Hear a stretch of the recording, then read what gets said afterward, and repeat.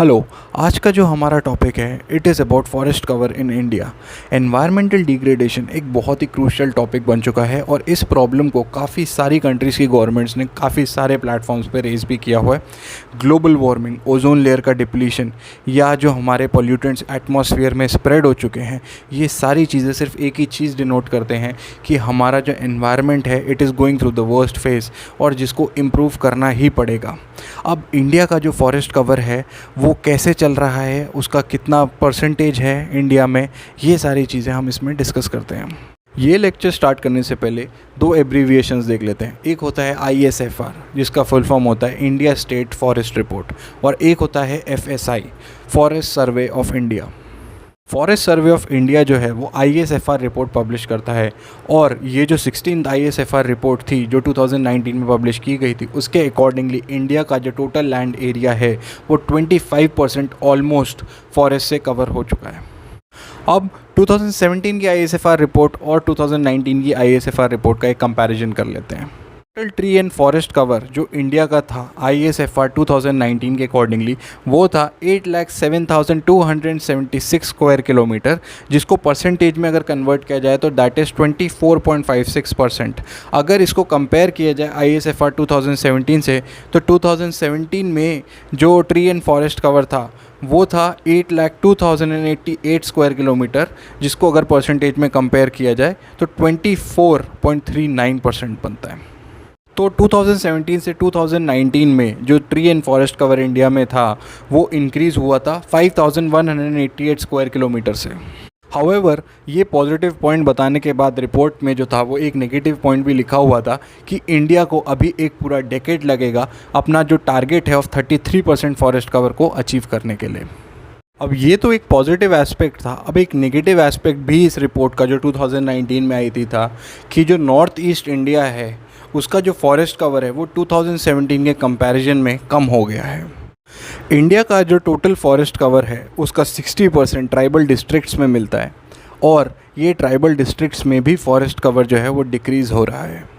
Forest survey of India ने पहली बार एक रैपिड असेसमेंट किया था बायोडाइवर्सिटी का सारे स्टेट्स और यूटीज़ में और इस असेसमेंट के जो रिज़ल्ट से ये पता चला कि जो मैक्सिमम ट्री डाइवर्सिटी है वो फॉरेस्ट ऑफ वेस्टर्न घाट्स में मिलती है और उसके बाद जो नॉर्थ ईस्ट स्टेट्स हैं वहाँ पर।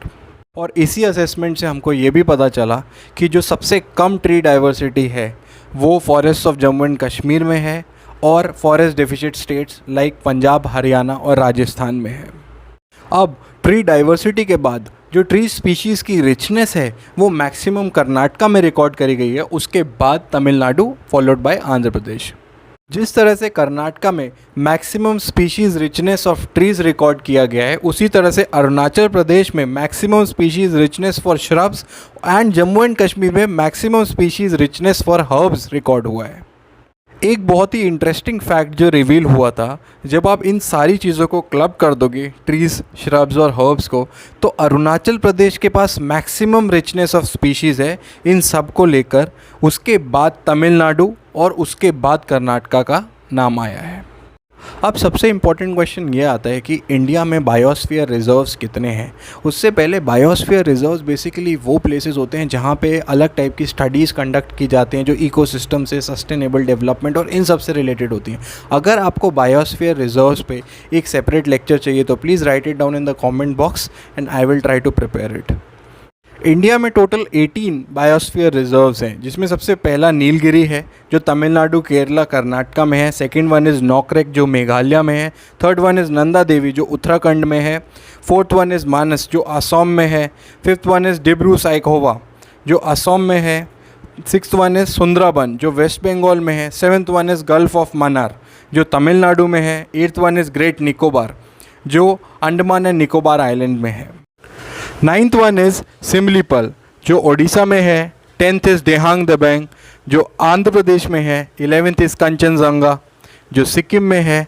12th इज़ पंचमरही जो मध्य प्रदेश में है। 13th इज़ अचानकमर अमर कंटक जो छत्तीसगढ़ मध्य प्रदेश में है। 14th इज़ अगस्त्यामलई जो तमिलनाडु केरला में है। 15th इज़ कच्छ जो गुजरात में है। 16th is cold desert Himachal Pradesh में है। 17th इज़ सेचचलम जो आंध्र प्रदेश में है और 18th इज़ पन्ना जो मध्य प्रदेश में है। Kanchenjunga biosphere reserve 11th biosphere reserve है जिसको यूनेस्को ने world network of biosphere reserves में ऐड किया था। So this is it for now. आज के लेक्चर में हमने कवर किया था current state of Indian forest, जो एक बहुत ही इंपॉर्टेंट टॉपिक है एग्जामिनेशन पॉइंट ऑफ व्यू से। If you have anything please let me know in the comment box. Thank you.